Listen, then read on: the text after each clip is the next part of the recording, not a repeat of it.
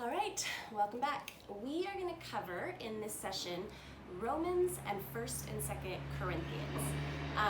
And so for a few sessions, we're going to be looking at Paul's letters, okay? And so I just want to first give us just a little bit of background into Paul and understanding a little bit about who he is, and then we're going to jump in to Romans, all right? These are a few thoughts from a book called Paul, Apostle of the Heart Set Free, from a man named F.F. Bruce. And as he's talking about Paul, he's saying how Paul is really, you could think of him as the preacher of free grace, that this is what marked his ministry, that this was his contribution to the world. It was his presentation of the good news of free grace. And when he says free grace, he means that in more than one way. He means it's free in the sense that it's from God, it's sovereign, and it's unfettered, meaning it's not held back, it's not chained in, it's free.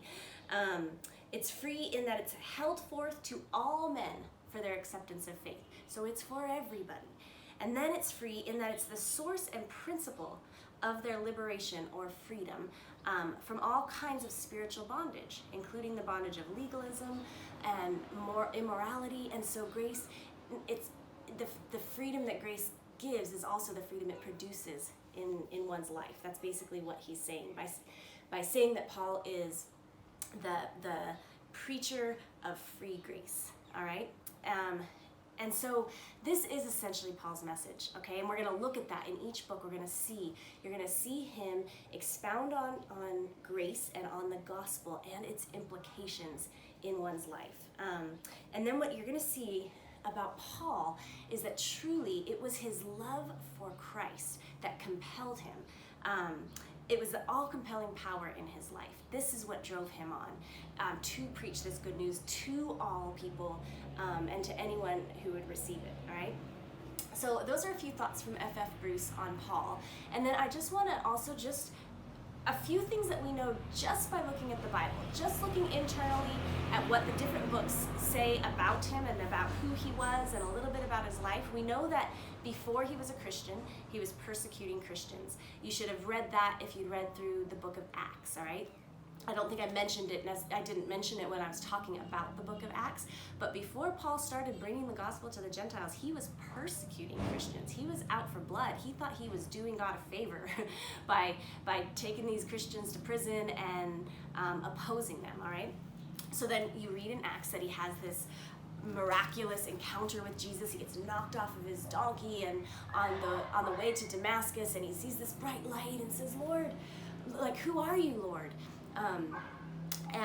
And Jesus says, it's me, Jesus, whom you are persecuting.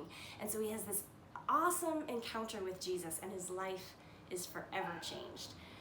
We know that he was a Hebrew of Hebrews, a Pharisee, and studied under highly respected Jewish teachers. Okay, so what that means is in his Judaism, he was extremely educated. He knew the law in and out. He was a Pharisee. Remember, the Pharisees were looked up to. They were religious leaders. There weren't actually that many of them, and they were also quite self-righteous. Okay, so this is who Paul was.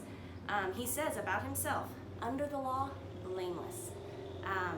And then he had this, I told you about the radical conversion on the road to Damascus, and then it's at that time when he's given a call, and his call is to bring the gospel to the Gentiles. And then throughout the book of Acts and then through the letters of Paul, we see that he underwent intense suffering and persecution for the sake of the gospel. But he did not consider his present sufferings worth comparing to the glory that would one day be revealed to him in Christ. And so you see that is what's driving him on. He has this eternal perspective. He's, you're going to see times where he's beaten with rods, where he's stoned and he's left for dead and he's shipwrecked and all of that. He says, you know what, I count all of that as not even worth considering when I think, or not even worth comparing to the incomparable greatness that we're going to see on the day that Jesus is revealed. And so you see that this is what drives him forward. And this is the man, Paul, who's writing these letters. So there's so much more we can say, but we're going to jump in, but I at least want to give you a broad understanding of who Paul is. And we're going to cover all of his letters before we move on to other letters, all right? So today, it's Romans, 1 Corinthians, and 2 Corinthians, okay? And one disclaimer is I am just gonna have to like blaze through these books. There is so much depth in these books. People spend lifetimes studying these books, and I'm gonna spend about 10 minutes. And the idea is I'm just trying to give you an overview. I'm just trying to help you see it and understand generally how to approach it, so then you can spend a lifetime studying these books. And my hope is to at least get you excited about it and give you a starting place as you jump into these books, all right? So just know, I realize that I'm not coming anywhere close to scratching the surface on these really beautiful books. But let's look at Romans first. A title for the book of Romans could be Christianity 101, which is, you know, another way of saying the basics of Christianity, all right? Christianity 101. Now, really with Romans, I find that knowing just a little bit of historical background helps a ton with understanding what it is Paul's trying to communicate to his readers, and for me, it makes the book come alive to me. Okay, so what you have is, what's happening there in Rome is there is a emperor at that time in 49 AD. His name is Claudius, and he kicked out all of the Jews from Rome. Whether you're ethnically and cultural Jews, it didn't matter if you were a Jew that had become a Christian. Ethnically, if you were a Jew, he kicked all the Jews out of Rome in 49. In 54, Nero let them back in.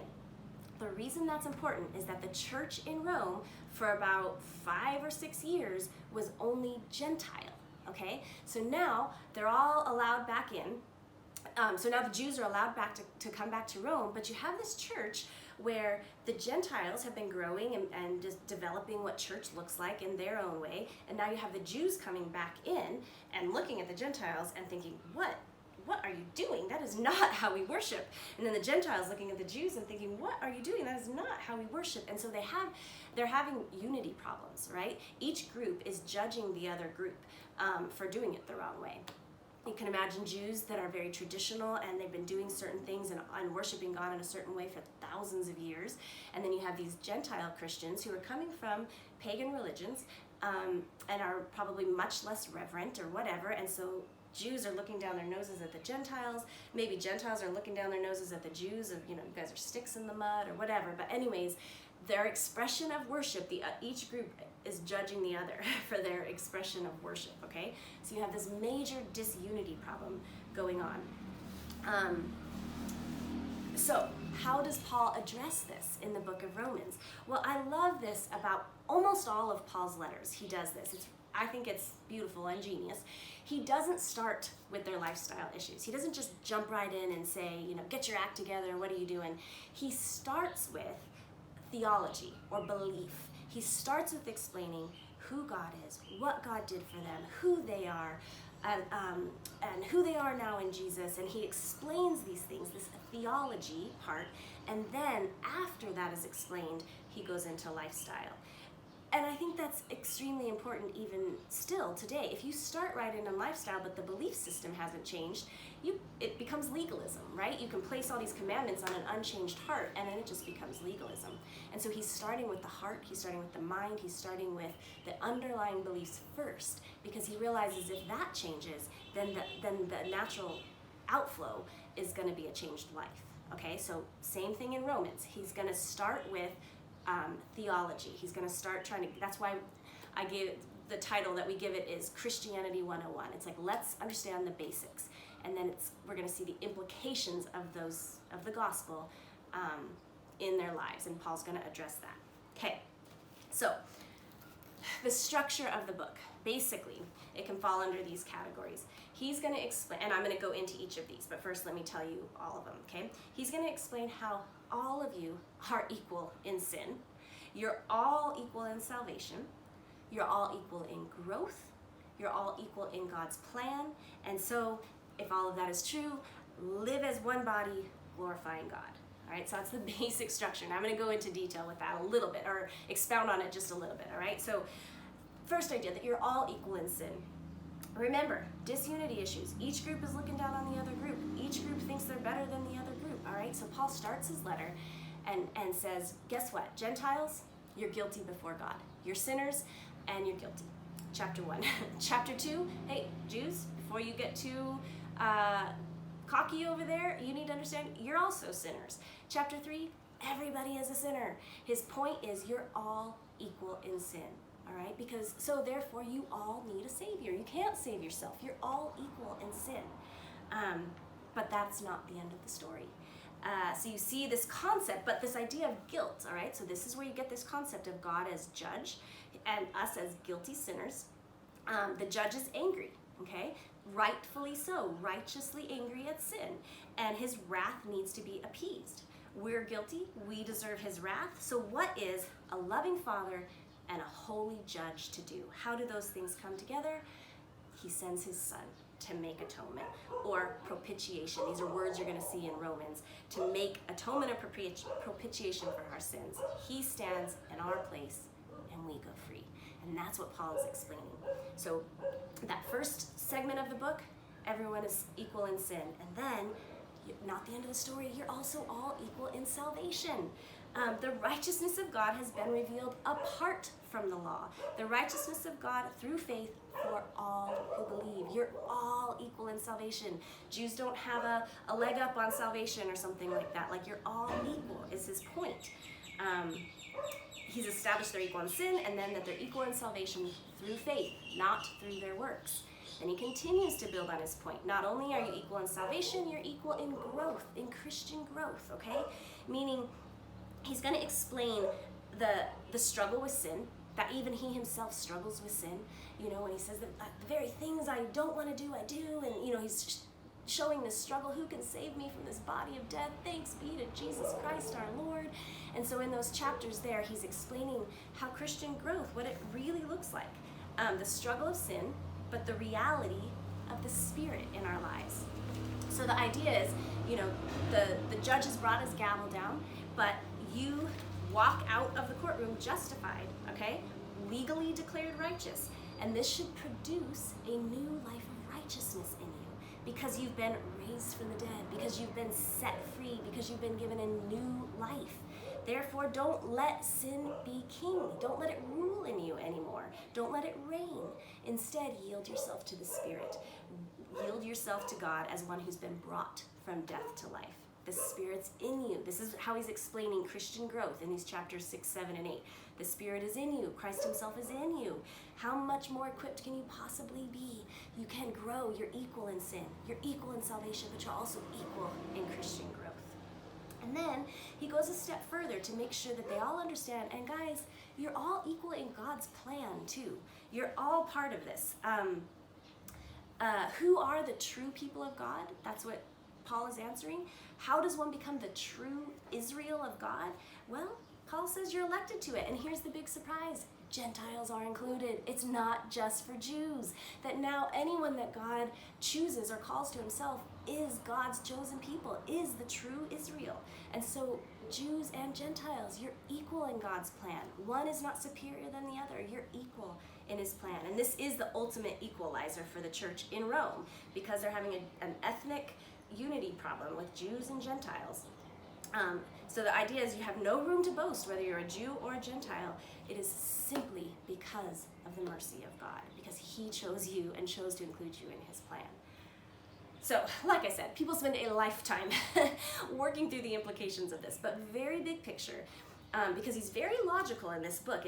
One point builds on the next. So what you don't want to miss so far in the theology, you've got they're all equal in sin, they're all equal in salvation, they're all equal in Christian growth, they're all equal in God's plan. I feel like I missed one. Salvation, growth, yeah, and God's plan. Okay, so now we get up to chapter 12. All of that theology, if all of this is true, if you believe this, if this is good news, if you're taking this in and filled with wonder, if you're melted by the spiritual understanding of this, then live this way. And chapter 12 to the end of the book. How should we then live? If this is true, what should that look like worked out in our lives? And that's what he's going to do in the remainder of the book. He is going to spend the rest of the book addressing lifestyle, the implications of all of this theology in real life, in worship, in community, in society, in personal life, that this should be the natural outflow of life in the Spirit. And he's going to just start to work it through a little bit and help them work it in and help them understand if this is true, what should this look like in your lives, all right? And I feel like this is from Romans 15, 5 through 7, but it's how the Message puts it. And I just love it because I feel like it's showing the point of all of this, why Paul's taking all the time to explain the theology and then lifestyle, that this is kind of what the result should be. Romans 15, 5 through 7 from the Message. It says, "May our dependably steady and warmly personal God develop maturity in you so that you get along with one another as well as Jesus gets along with us all. Then we'll be a choir, not our voices only, but our very lives, singing in harmony in a stunning anthem to the God of our Master Jesus. So reach out and welcome one another to God's glory.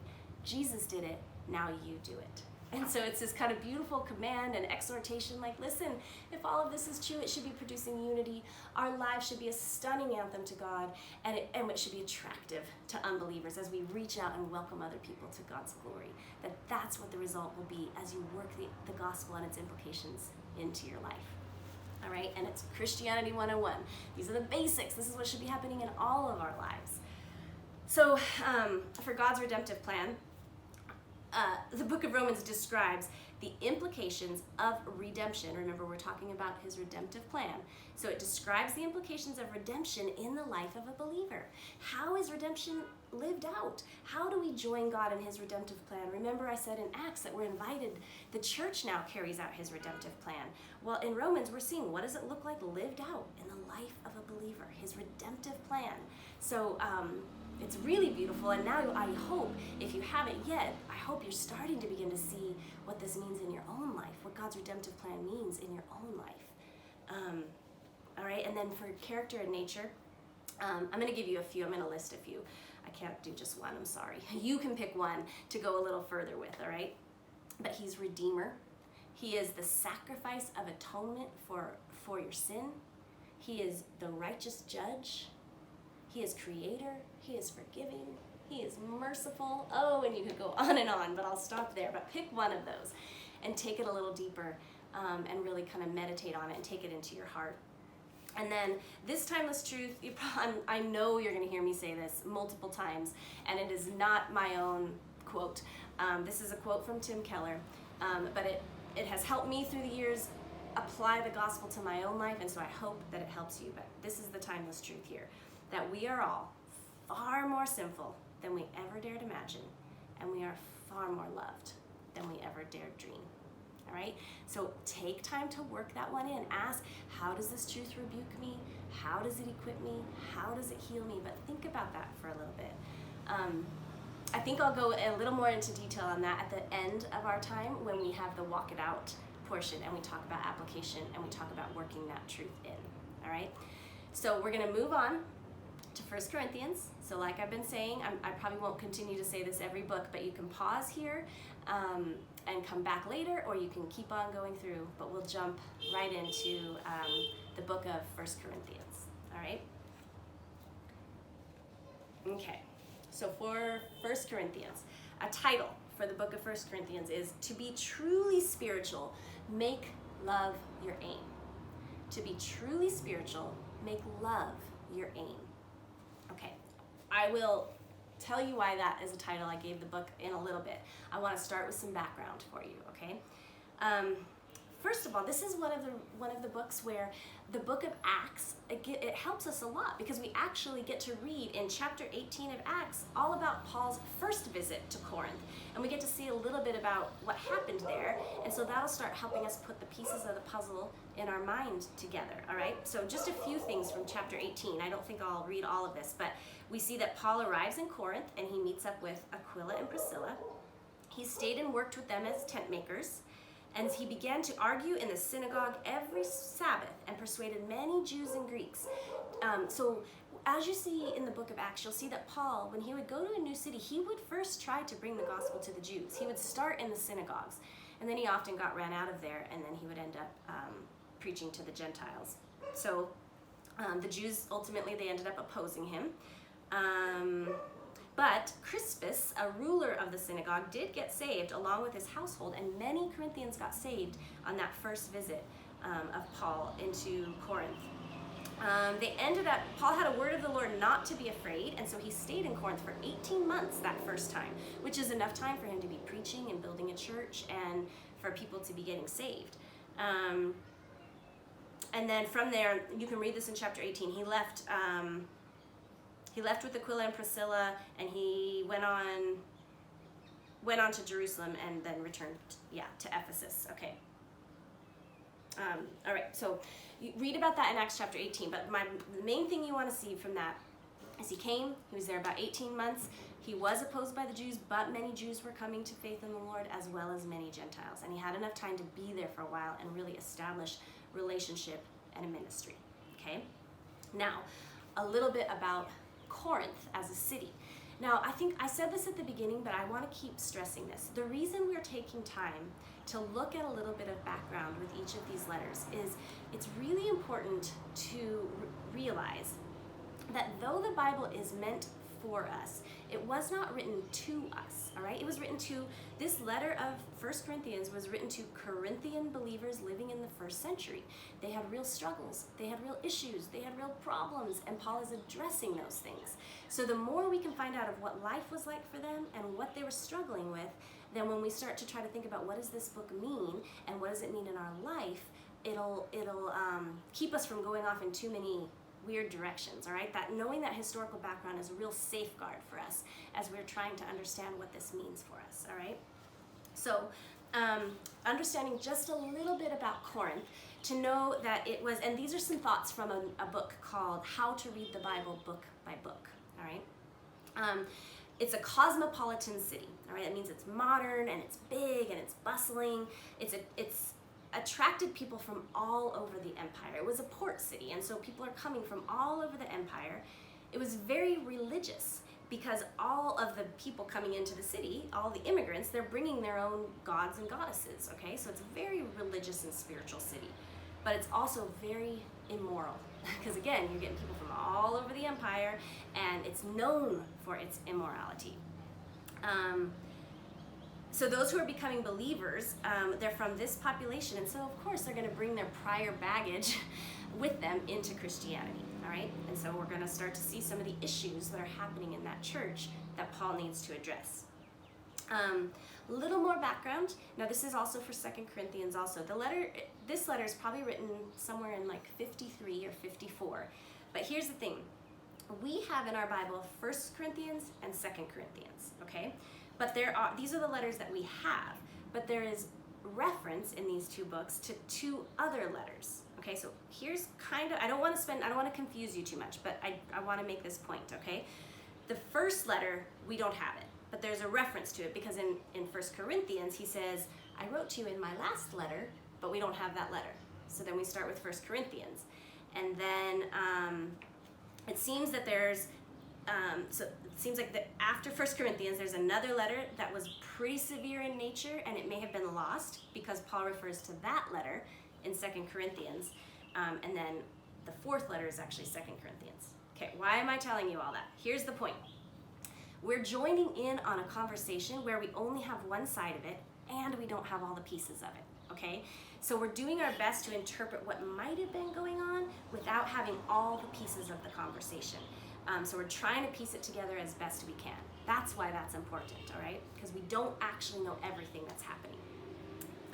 But one thing that's clear, the Corinthian church is a mess. He is addressing a report from Chloe's people and a letter that the Corinthians wrote him.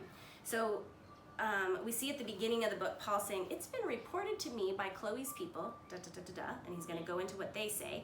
And then he says, and now concerning the matters in which you wrote. So he's addressing those two lists, the report from Chloe's people and the matters about which you wrote. Okay, so at some point, Chloe's people must have come to Paul, maybe in Ephesus, with news about the church.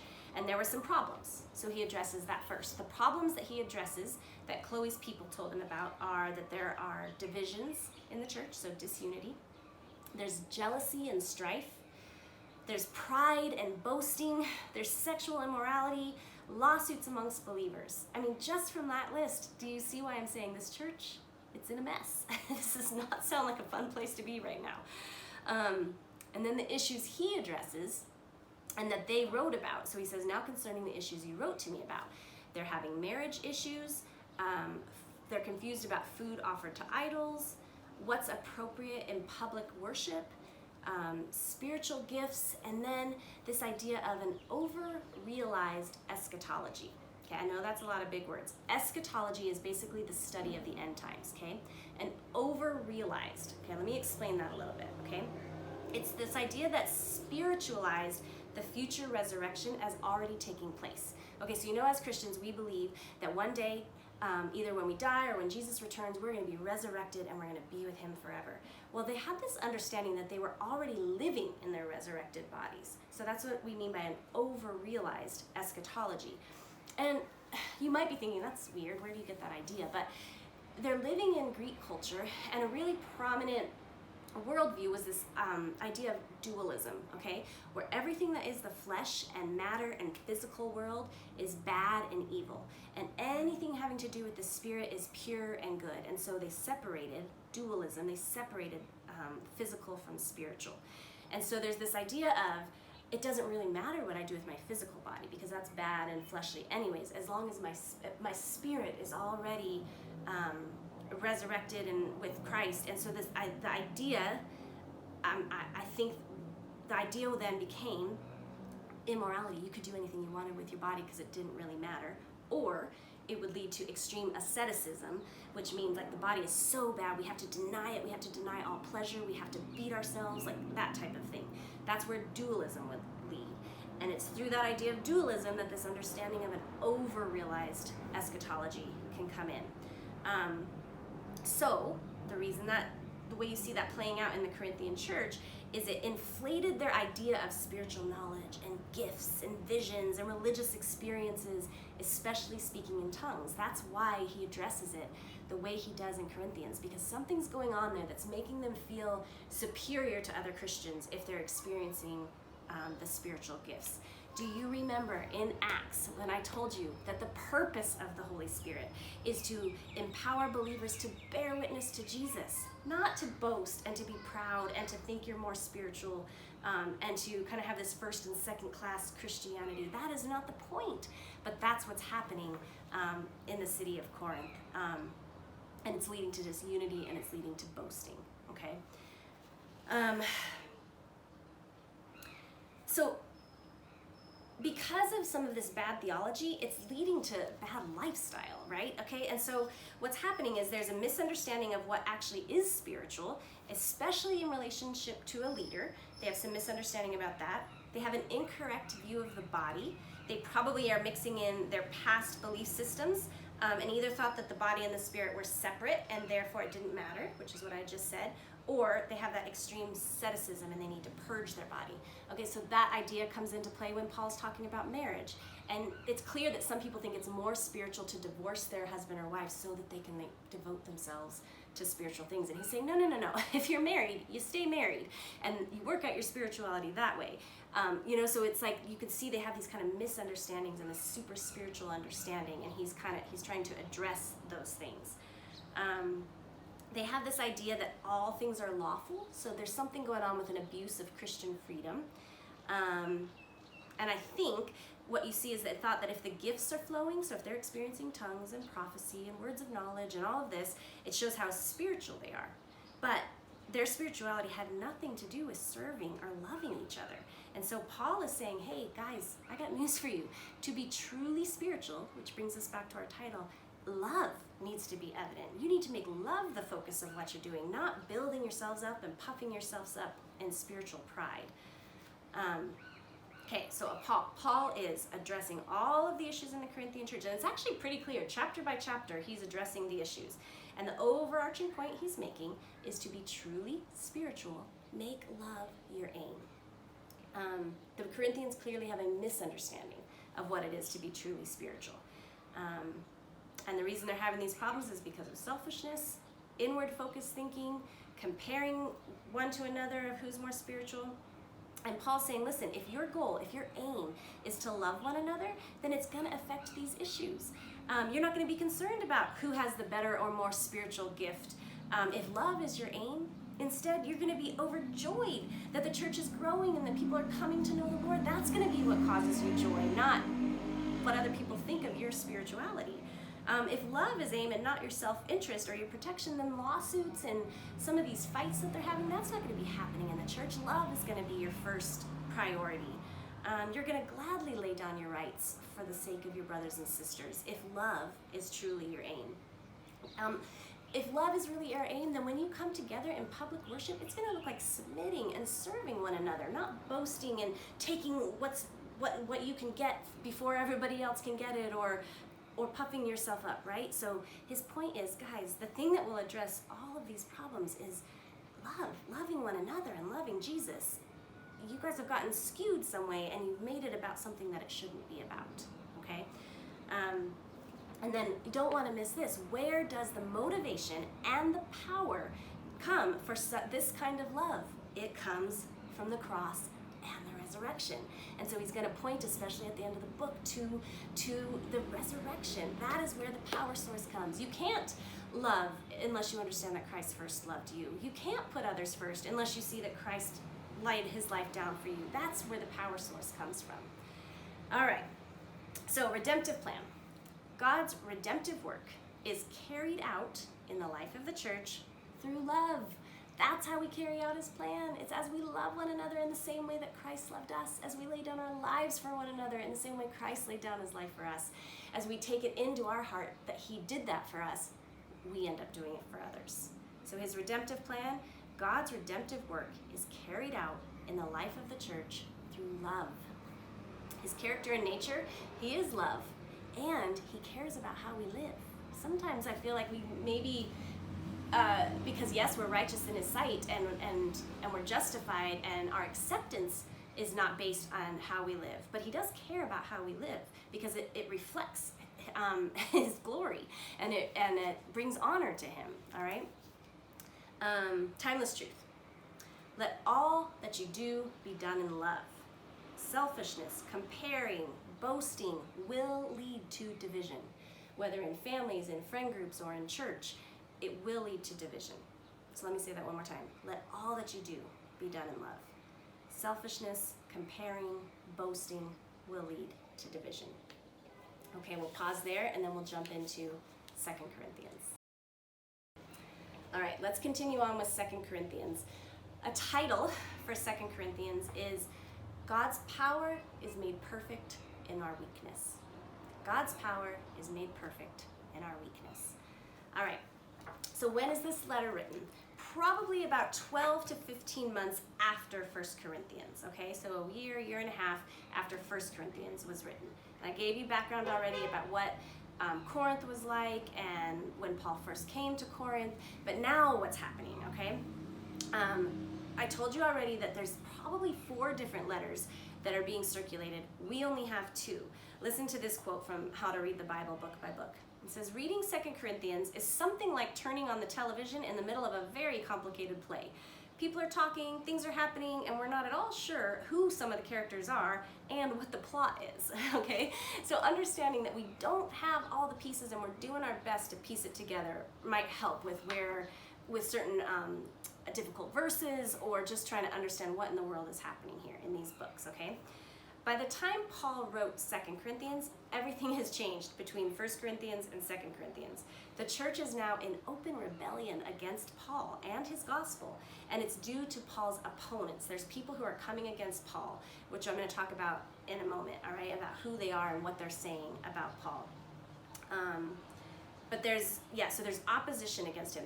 Quite a few people have come back to Paul, but there's still quite a big amount of people who are opposing Paul, all right? The problems in 1 Corinthians that were within the church, they're still there, but when we get to 2 Corinthians, really the central problem is the authority and the legitimacy of Paul and his gospel, which is quite serious, all right? So the problems in both letters can be traced back to this idea of dualism, like I talked about in 1 Corinthians. They are prone to intellectual pride, okay, so to thinking because that knowledge makes them higher, more superior to others. They place a higher value on their knowledge and their spiritual experience as opposed to their lifestyle and their character. And that I'm not going to talk about till we get into John's letters, but that is a Gnostic idea that's starting to seep into the church. And I will address that, but I think not until we get to John's letters, all right? The result of all of this superiority stuff, it's an attitude of boasting and competition, which further fed their cultural arrogance and their admiration of public power, style, and polish. I'm gonna explain that in a moment. That's the type of thing his opponents are looking for and the way they're acting.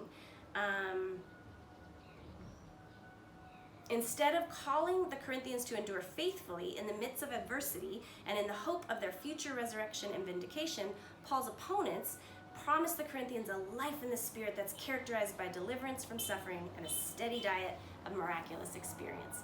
Does that sound familiar to anyone in the West that's watching this?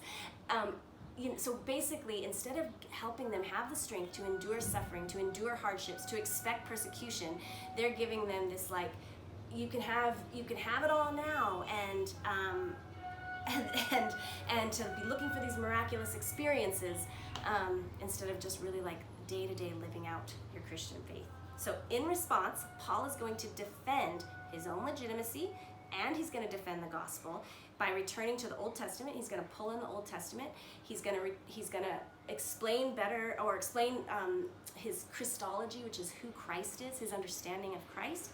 And he's going to do that to demonstrate the necessity and the purpose of his suffering in relationship to the ministry of the Spirit, okay? Because basically what's happening is they're looking at his life and they're like, this guy is a mess. He's suffering, he's persecuted. That's evidence that he's not that great. And Paul is saying, oh no, my friends, that is evidence. That's the very evidence that I will boast in that makes the gospel so beautiful. So these are some of the things happening that Paul will address that's causing the relational tension between he and the church, okay? Paul did have a change of plans regarding his visit to Corinth, so that's caused some tension. There's a collection that he's trying to take up, like an offering.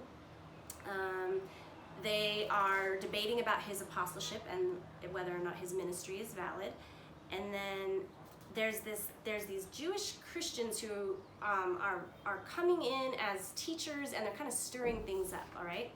So Paul's apostleship and whether or not he's legit, it's being attacked and questioned by outsiders as well as people in the church. So all of this is what Paul is addressing in this letter. But he's giving a defense to his ministry, but his defense, like I just said, is his weakness, not his strength. He's going to explain his love for them in 2 Corinthians, how he's really, really is looking out for their best interest, and he's going to combat the accusations that are being made against him, and the primary way of doing that is by highlighting Jesus, the centrality of Jesus, and showing that how Jesus is most glorified in him when he is weak, okay? Basically, he's saying, listen, we are ministers of a new covenant, and it is beautiful, and it is glorious, and it is spiritual. It far surpasses the glory of the old covenant. This glory is transforming us, and we are becoming more and more glorious as we walk with him. But the result is not looking impressive on the outside. That's not the kind of glory Paul's talking about. He says, no, we carry this inside jars of clay. We're rough and we're broken and we're fallible on the outside, but it just makes the light shine through all the brighter. It makes it so much more obvious that this is coming from God and not from us. And he's saying if we allow our weakness and suffering to be seen, he gets more glory. And so if I look like a fool or if I look weak, I don't care if that means that Christ is being glorified. That's all he cares about, that Christ is glorified. And he's saying the gospel is not minimized through suffering. It is enhanced through weakness, the weakness of those who proclaim it. The glory is focused on the Savior, not the messenger. And that's fine with Paul because he's not living for the praise of man. He's living with eternity in sight. He's knowing that though his outer self is wasting away, his inner self is being renewed day by day, and he views all of his suffering as a slight, momentary affliction, preparing him for an eternal weight of glory.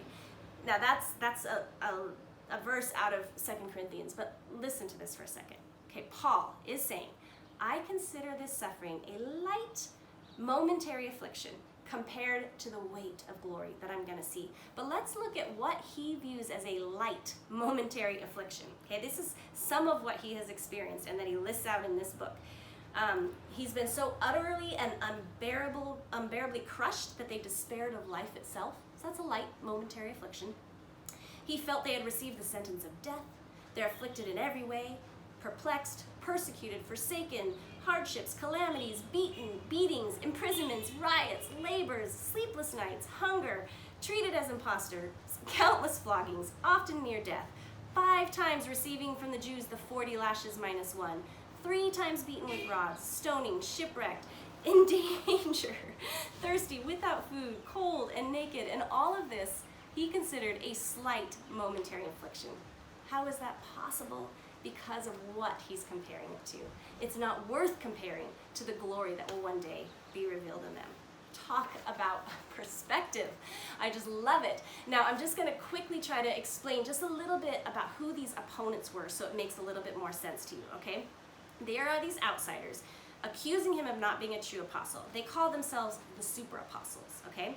And in their minds and in Greek culture in general, if you're an apostle and a leader worth following, you need to look like one. Outward appearance is super important. And you need to sound like one with fancy rhetoric and a booming voice, and you really should have wealth and the status of a wealthy person. And if you're really someone worth listening to, if it's really valuable, then you should charge for it. So these are the things that they're saying why Paul's ministry is not legitimate, because he doesn't do these things. All right?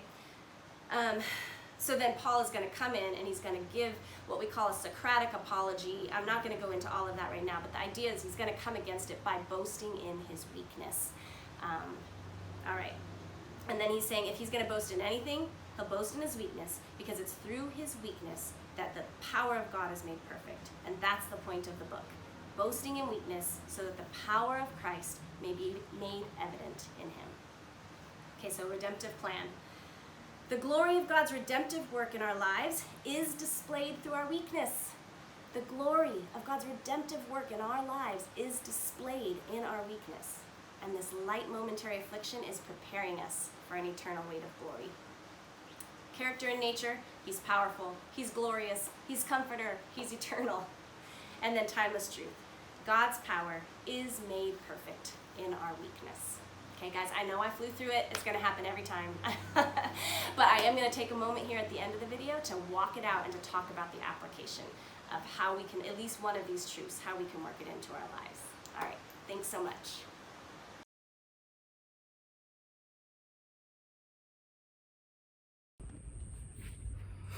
All right, guys. We're here again. We're in the walk it out part of our session where we get out of the classroom and we try to walk out what we're talking about. We try to apply it to our lives. We want the Bible to get inside of us and to change us from the inside out.